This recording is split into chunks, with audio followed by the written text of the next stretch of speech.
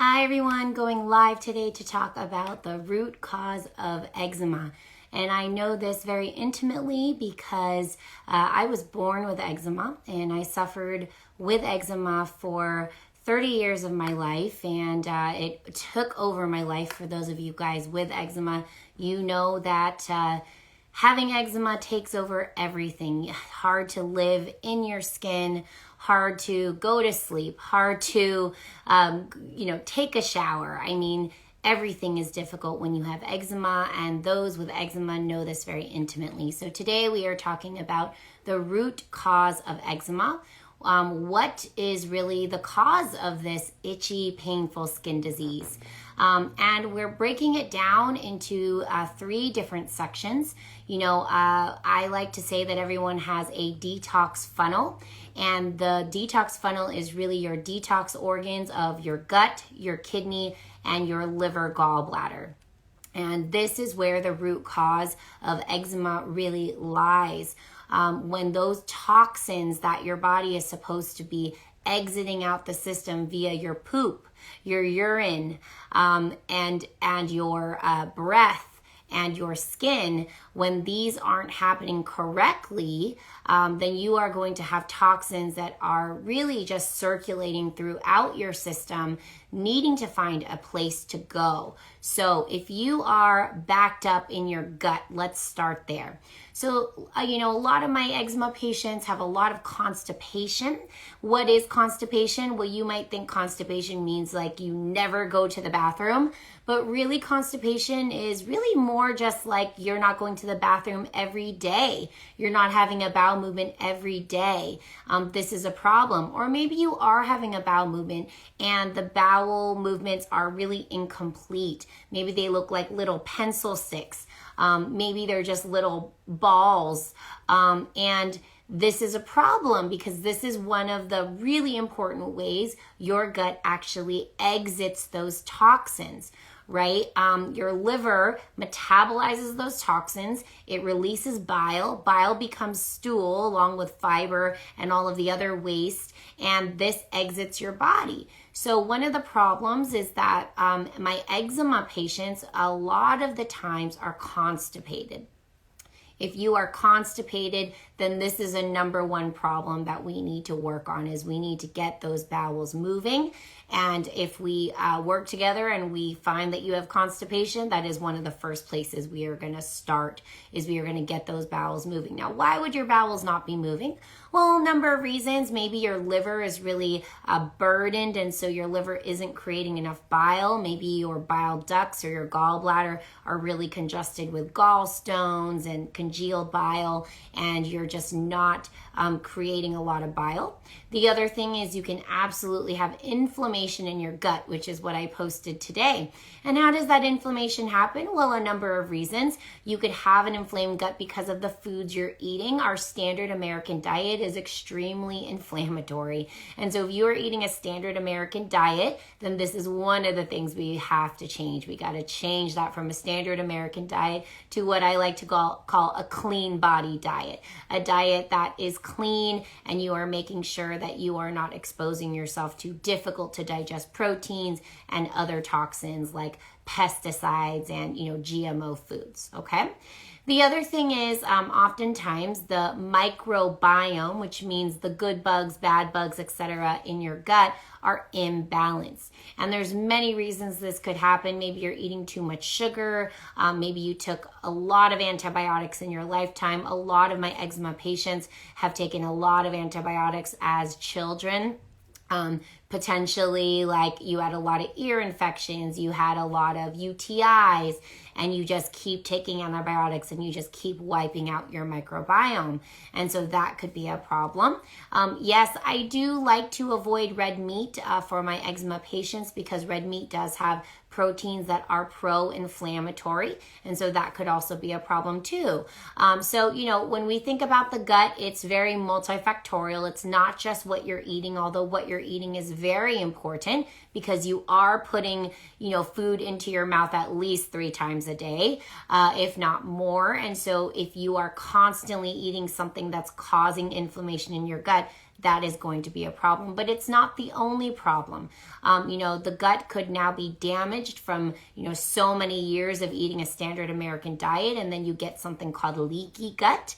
And then the other thing is your microbiome could be off. If you look at your tongue and your tongue is really coated, then potentially your microbiome's off, okay? So now let's look at number 2. The second organ or set of organs is your urinary system. And so this is your kidneys and your bladder. I do often find that this is an organ system that's overlooked by a lot of doctors, even naturopathic and integrative doctors, that we're not really looking at the kidneys. And the kidneys, the urinary system is really important because, again, this is another exit of your body. And so you are peeing out those toxins, nitrogenous waste, etc. And so a lot of times I find that my patients with eczema often have kidney, congestion, burden. Potentially you have kidney stones and you don't even know it. If you get achiness in your mid-back, then potentially you do have kidney stones. And I had kidney stones when I had eczema. I didn't know it. Nobody told me about it. But I kind of figured it out on my own, looking at my tests, looking at my urinalysis, and then understanding what this pain was. And this could be true even of our babies. Sometimes our babies have burdened kidneys, and we need to flush these kidneys. We can do so, with kidney flushes. We can do this with, homeopathy. There's lots of ways we can do this, but your kidneys are very important. Now, what is the number one thing you can do right now to make sure that your kidney is operating well? You need to drink enough water, because what happens is when you don't drink enough water, your urine will become super saturated. When it becomes super saturated, this is how you create kidney stones, okay? So you want to make sure that you're drinking at least half your weight in ounces of water daily. So let's say you weigh 120. You want to drink at least 60 ounces. If you sweat and you work out a lot and you're doing a lot of stuff, you may even need to drink more water, okay? Look at those, look at your urine, make sure it is not too dark. Make sure it looks, when it's dark, that means it's super saturated. And so you want those, the urine to be nice and, not too dark in color, all right? So kidneys are really important, and if you're frequently urinating, if you're waking up in the middle of the night to urinate, if you're having that achy back, it's something you might want to look at. All right.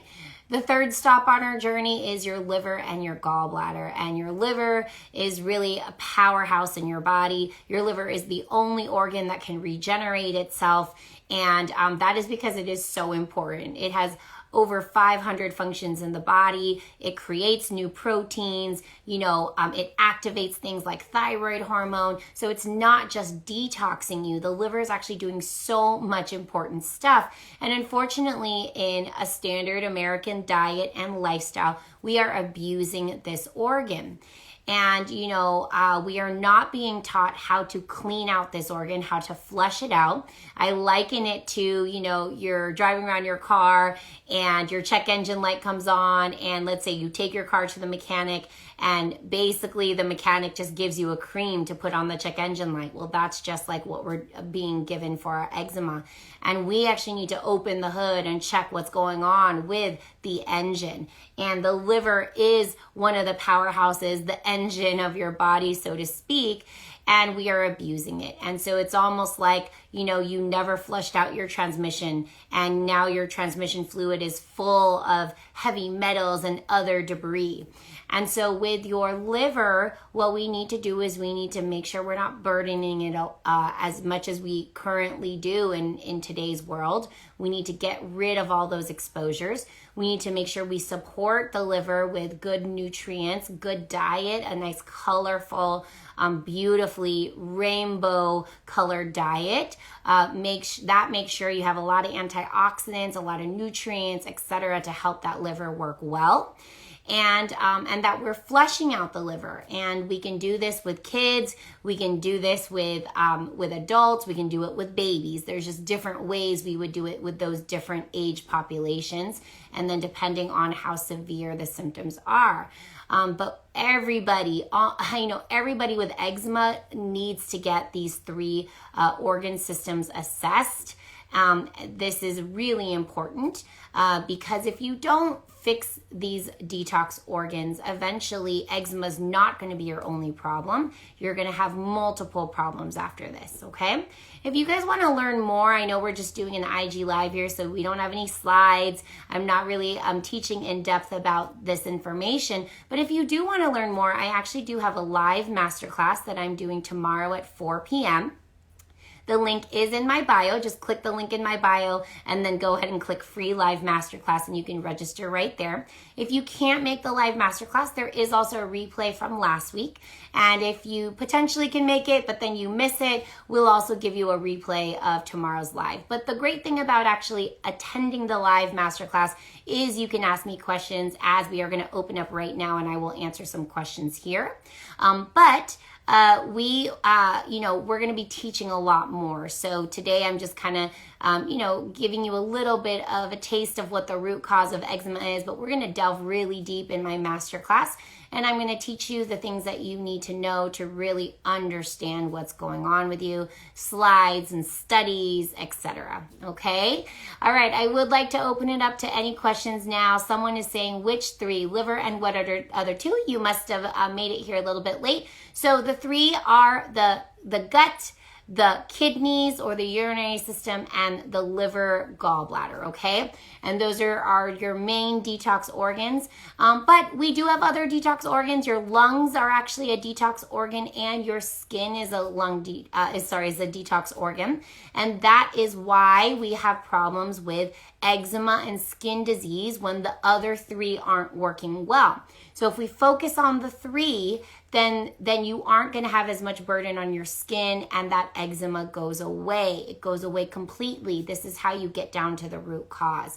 Now, breathing is a really important way we detox as well too. So that's another thing you guys can do, is make sure you are taking some nice deep breaths throughout your day. If you have eczema, not only is it going to help exhale toxins, but it's also going to help decrease your stress levels, which is really important. Let's reconnect. Okay, sorry about that, guys. It looks like I had a poor connection, but I'm back. So I would like to open up to any questions that you guys have about the root cause of eczema. That is what we're talking about today. As I'm waiting for questions, I'll just recap what we've talked about so far. The root cause of eczema really starts with your detox organs being burdened, and this has to do with your lifestyle and your diet and the toxins that you're exposed to. Okay, let's see.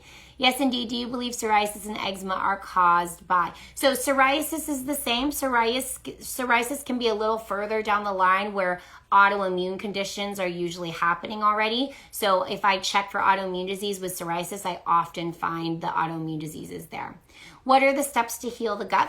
I will be talking about this in my live masterclass tomorrow. So go ahead and please sign up for that. I will kind of go through those steps one by one. I'll be showing you slides and answering any questions about the protocol. I do have a protocol called the Clean Gut Protocol. And this is really cleaning up the gut and then really lowering inflammation, helping digestion, and really replenishing the microbiome, killing any bugs if they are present, okay? Do you think it helps to use coconut oil on eczema? Coconut oil can be very helpful for some people with eczema. I think, unfortunately, some people have an intolerance or an allergy to coconuts. And so sometimes the coconut oil can make it worse rather than better. So we would sometimes have to figure out if there's an allergy there first. But coconut oil can be helpful for some people. Can kids do this as well as 6 years old? Yes, absolutely. A lot of my patients are actually pediatric because, I like to say eczema is the first alarm system. It's the first thing that goes off when your detox funnel organs are not operating correctly, when they're burdened. And this is why so many of our kids have eczema. Babies, infants, newborns, they just came out of the womb and they have eczema. It's because those detox organs are burdened already. Now, how can they be burdened if they were just born? Well, mom can unfortunately transfer toxins to baby via the placenta, and also via the breast milk. So that's one way, but there's also many other toxins that children and kids can be exposed to as to how their organs are so burdened at such a young age. And yes, absolutely, infants, newborns need to also cleanse. We just do it a little differently with infants and babies, okay? Do you believe that autoimmune can be controlled to an aligned state? Absolutely. So autoimmune diseases absolutely lie here in the detox funnel organs as well too. So we really need to just focus on those organs, clean it out, okay? I just joined, so apologize. Is rosacea related to gut issues? Absolutely. I would honestly say every skin disease that you guys can think of really relates to these detox organs, okay? Including dyshydrotic eczema, which is often found on the hands, right? And absolutely, all of these can be are definitely related to the detox funnel organs, okay? Not maybe, but absolutely. I used to have a few eczema dry patches on my back, but then developed eczema under my breast. Thought it started with a fungus from sweat under the bra. It's lasted about a year. It's a Libra. So 100%, I used to have this too.